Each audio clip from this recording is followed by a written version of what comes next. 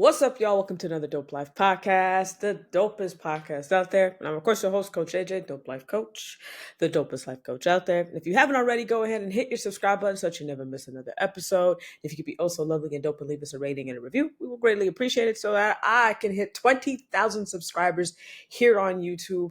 And let's get right into today's episode. I had a thought process the other day talking about emotional intelligence and how society kind of divides us. So, when people say, oh, you're being too emotional, and we take it as a dig, is it really a dig at all? Or is it the truth that as human beings, biologically, we are emotional beings? Let's wait no time and let's get right into it. Here's the truth. We feel before we actually think. And this is not just me talking. This is neuroscience. There's a study that I read from Antonio Damasio. I hope I said that correct. He's a neuroscience scientist out of USC who studied patients with damage to the emotional centers of the brain. These patients had all their logic and intelligence intact, but they had trouble they had difficulty choosing between restaurants or even scheduling appointments. Before your logical brain kicks in, your emotional brain kicks in first. That is your system, already making a judgment, already guiding you to what makes you feel safe, familiar, or comfortable, or rewarding. So the next time somebody tries to tell you that you're being too emotional, let them know, that is biology. We are all emotional beings. We think with our emotional brain first, and then logic comes after. Now let's talk about how we're raised when it comes towards emotion. A lot of times I hear things that, women are far too emotional.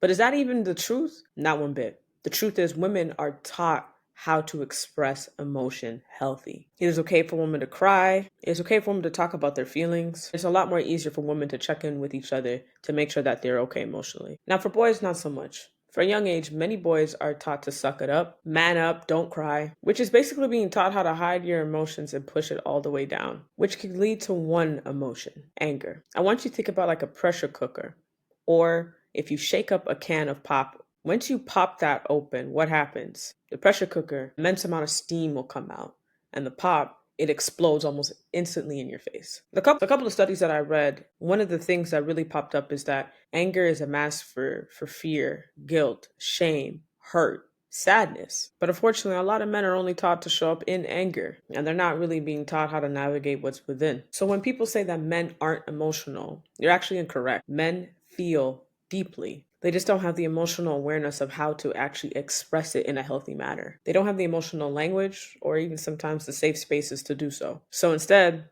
they just carry it and carry it and carry it. Not to mention that it's also transactional if they're carrying it from their father as well, from their mother as well. In many cases, it could be generational. Now, I don't want you to just think that we just feel emotions. We act on them as well. We emotionally eat.